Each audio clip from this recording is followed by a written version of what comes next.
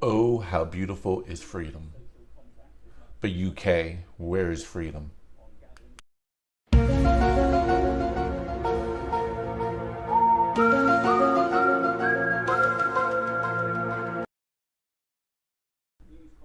Once again, welcome to Bruce the Boss TV. And this is going to be my follow-up video to the video I did earlier on the UK lockdown. I had just got done listening to Prime Minister Boris Johnson's press conference he did with 2 or 3 other leading scientists there in the UK. So now that I have more information regarding what the plan is, I just wanted to speak on that. But before I get started again, don't forget to please like, share, and subscribe to the channel. Help support, get the message out there, as well as being notified of my uploads and content that I put out there. As you probably can tell, on a daily basis, because I've only been at this at 21 days, and yet I believe I already have like 28 videos uploaded. So to remain notified, please subscribe. Let's roll. All right, so I have now heard the official press conference. They did acknowledge that there has been a massive increase in new cases, more than just the 2,988 cases that I reported that apparently occurred on Tuesday or Monday, but actually since Sunday, as of today, there's been a total of 8,396 new cases of COVID-19, or AKA coronavirus. But here's the thing, of all of the new cases, and they are only emphasizing cases, so keep that in mind. They're showing a rise in cases, but what about deaths? They are, without acknowledging, or at least not without saying it explicitly, is yes, they're seeing an explosion in cases, mostly young people, and they are admitting too that these young people are asymptomatic. They have it and they don't even realize it, and they are transmitting to each other, i.e. they've got it, life goes on as normal, they're not getting sick, and people are not dying. So why are we locking down? I know I just said we. Yes, I am from the United States. I don't have a English or UK accent of any kind. Born in Philly, now I'm in San Antonio. But I say we because we are all one human race. We are all one people. I can care less about divisions by ethnicity, nationality, religion, political ideology. I'm all about love and unity coming together. And what happens in one part of the world, I feel it too, hence why I'm even speaking out on it, because we're all in this fight for freedom together. So again, why are they locking down again? Why are they infringing on your rights and freedoms? So one of the things I heard a lot of in this press conference from Prime Minister Boris Johnson was the rule of 6.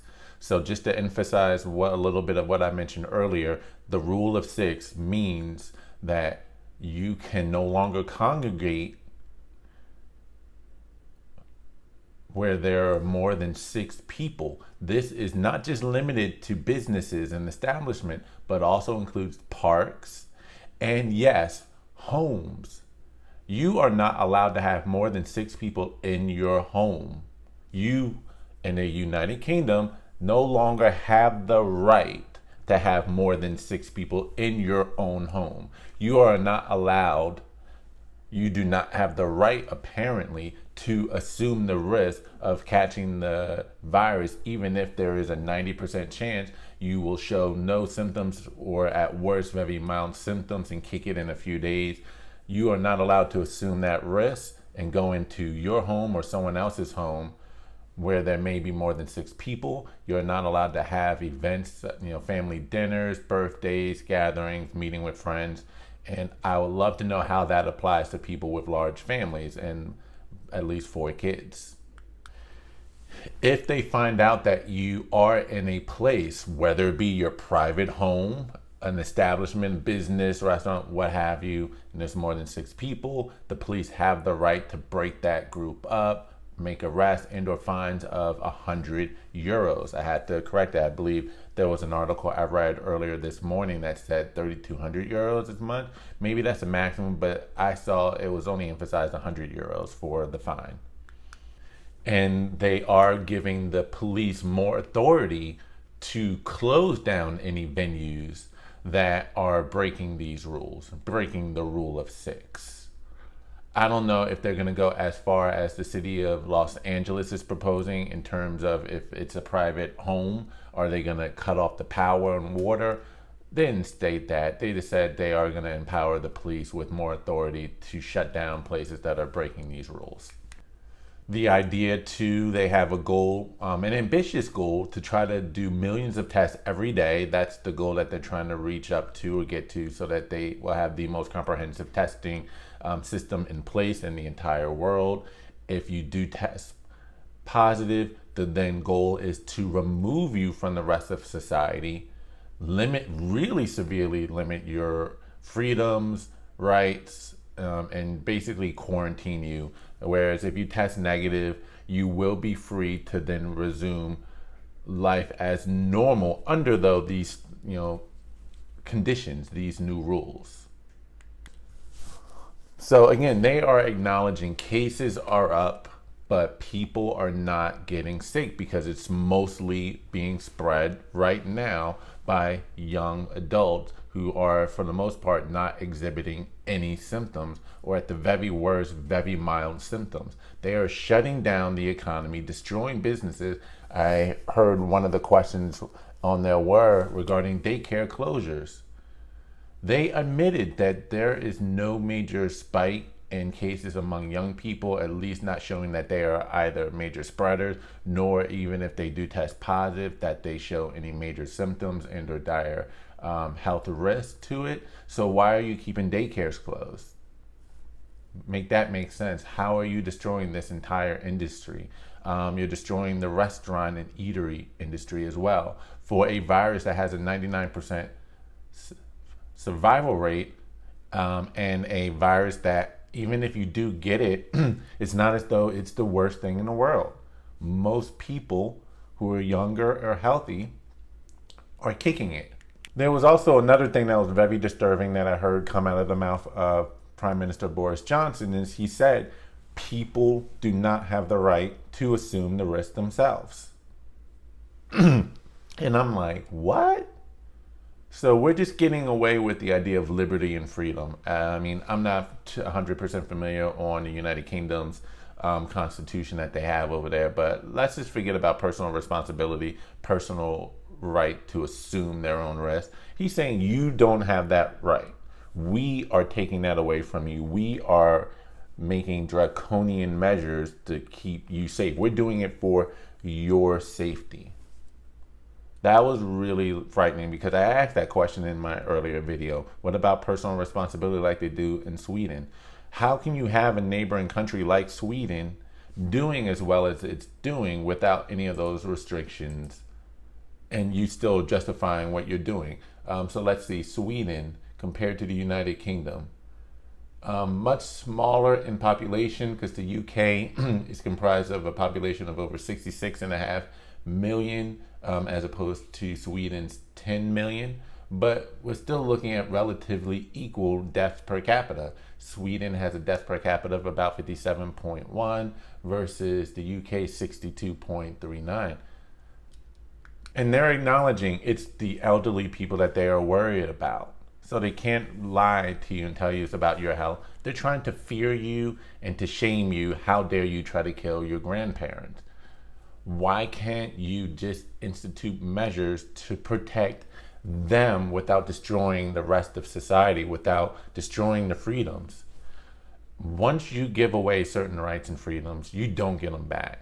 So it's really up to you in the United Kingdom to fight for your freedoms, fight for your rights to make your own decisions and make policy and or fight for policy that will protect the elderly. Again, why can't things return back to normal? If you are seeing that young adults and youth are getting this and are, for the most part, asymptomatic and at the worst mild, why can't you then just institute policies to protect the most vulnerable? Because it's become obvious now. Not everyone is vulnerable to this. What about herd immunity? What is the reason behind these draconian measures? Is it really for the safety of the elderly then? Or is this about power? Because I read an article, and I'll put a link to that article in the description box below, that has, just as we've seen the largest transfer of wealth and power here in the United States, where the richest of the rich, the billionaires, made hundreds of billions of dollars just in the last 6 months, there was a similar increase in billionaires in the United Kingdom over the last 6 months during this lockdown. Their wealth increased by over, if I'm not mistaken, 14.3%. We are seeing the largest wealth transfer taking place as you're destroying the livelihoods of those who are in the middle class. So what is this really about? Because again, clearly not everyone's at risk. And we can achieve herd immunity. They can build up an immune system for this if you allow them to catch this. Because this is not going away anytime soon. Yes, you talked about vaccines being in phase 3 near the end. Vaccines don't even work all the time. Lord knows we have a flu vaccine and still have the number of deaths, and we don't even know what's going to be in this vaccine. How safe can it really be, considering you just rushed this within the last... So we know for a fact that it made its way into the world in Wuhan around October, November, maybe as early as September. So it's barely been 12 months since it even first appeared, but that was mostly in Wuhan. It traveled to the rest of the world shortly thereafter, maybe as early as Thanksgiving. So then we're even talking about something that didn't even hit the United Kingdom and or the rest of the world until about 10 months ago. How safe can that vaccine really be? And is that what you're really waiting for? And who's getting rich off of this? These are the questions we need to ask. But most important is, how beautiful is your freedom? How much do your rights mean to you? So I think you're pushing a little bit too hard. You really are going to need to try to explain and justify your actions, as well as the contradicting messages I've been hearing that you've been putting out to your citizens about go on out, go enjoy life as normal, help out the local businesses and the pubs, restaurants. All of a sudden you're saying, okay, we're going to scale that back. You're going to really need to justify, why are you restricting people's rights, trying to control their behaviors for a virus that does not seem to be as deadly as we originally were told, at least not to the general population. And the only way that this is really going to stop is when people decide to stand up for their rights and fight, to protest and say, no, we had enough and you cannot lock us all up. All right, so that's just my message for today. Just an update on the lockdown measures in the United Kingdom. And then just as a reminder to the rest of the world, but especially here in the United States, this could be coming for you too if you do not continue to speak up and fight and allow your voice to be heard, especially at the voting polls, because we've already heard Biden and Harris talk about national mask mandate, national lockdowns once more if they win. So this is a call for arms, to fight for your rights, to make your own choices and assume your own risk, and also not be ruled over with a lot of inaccurate information and inaccurate testing as well. So that's what I have here. Please don't forget to leave your comments in the comment section below. Don't forget to like and or subscribe to the channel. And all I can say is, long live freedom.